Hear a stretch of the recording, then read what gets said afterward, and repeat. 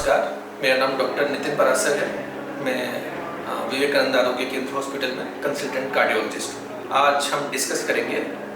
क्या आप जानते हैं हार्ट अटैक के लक्षण? सही समय पर पहचान कर आप जान बचा सकते हैं। सीने में दर्द इसके मुख्य लक्षण हैं।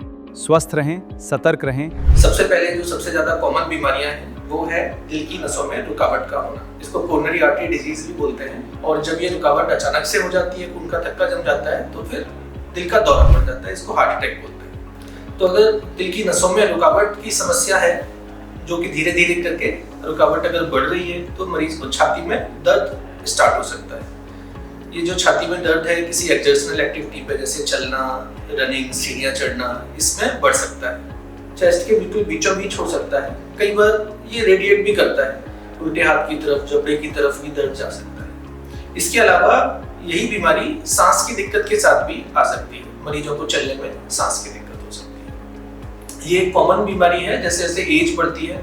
इसके अलावा जो दूसरे बीमारी के रिस्क फैक्टर्स होते हैं, अगर वो होते हैं तो ये फिर आने के चांसेस होते हैं। और अगर पेशेंट को इस टाइप के कोई सिम्टम्स होते हैं तो फिर आके उसको जांचें करानी चाहिए। इसके अलावा अचानक से जो दिक्कत बढ़ती है, उसमें जब हार्ट अटैक आता है तो उस टाइम पे मरीज का जो दर्द है वो सीवियरिटी में बहुत ज्यादा होता है, अचानक से बढ़ जाता है। साथ में मरीज को घबराहट होती है, पसीना आ सकता है, सांस की दिक्कत बहुत ज्यादा हो सकती है और ऐसा भी महसूस हो सकता है कि उसकी जान जाने वाली है, जैसे डूमिंग सेंसेशन होता है। तो ये हार्ट अटैक के लक्षण होते हैं। ज्यादातर मरीजों में इस तरीके के लक्षण मिलते हैं, लेकिन कुछ मरीजों में कम लक्षण देखे जाते हैं। स्पेशली अगर मरीज को शुगर की बीमारी है तो उसमें छाती में दर्द इतना ज्यादा नहीं होता है। तो इवन इफ मरीज को अगर हार्ट अटैक की समस्या भी है तो भी इतना ज्यादा दर्द नहीं होने की वजह से ये हार्ट अटैक मिस भी हो सकता है। इसके अलावा कुछ और बीमारियां भी होती हैं हार्ट की रिदम रिलेटेड। इसमें दिल की धड़कन या तो बहुत कम हो सकती है या फिर दिल की धड़कन बहुत ज्यादा हो सकती है।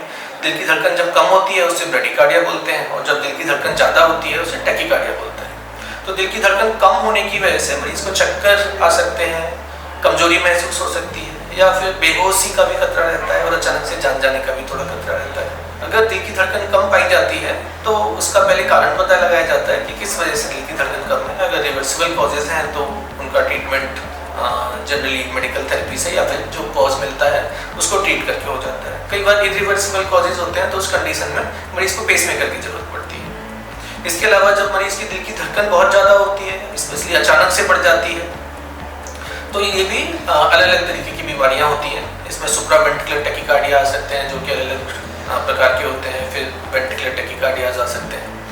एज के हिसाब से, दिल की पंपिंग कैपेसिटी के हिसाब से और अलग जो हार्ट की जांचें होती हैं उसके हिसाब से फर्दर ट्रीटमेंट तय किया जाता है। ज़्यादातर दवाइयों से काम चल जाता है, बट कुछ मरीजों को प्रोसीजर की भी जरूरत पड़ती है, जैसे कि EPS, RFA। इसके अलावा अगर हम हार्ट की मसल्स की बात करें तो कुछ बीमारियां होती हैं जो प्राइमरली हार्ट की मसल्स को अफेक्ट करती हैं। इसमें हार्ट की मसल्स कमजोर हो सकती हैं, जिससे पंपिंग कैपेसिटी कम हो जाती है। इस बीमारी को DCM भी बोलते हैं। इसके अलावा हार्ट की मसल्स कई बार थिक हो जाती हैं।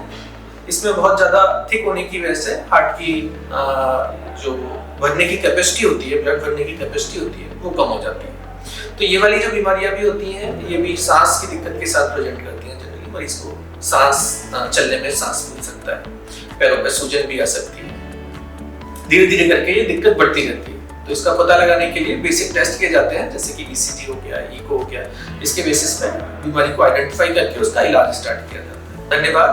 उम्मीद करता हूँ ये जानकारी आप लोगों के लिए बेनिफिशियल रही होगी, और फिर हम नेक्स्ट वीडियो में फिर से आपसे मुलाकात करेंगे, फिर से डिस्कस करेंगे।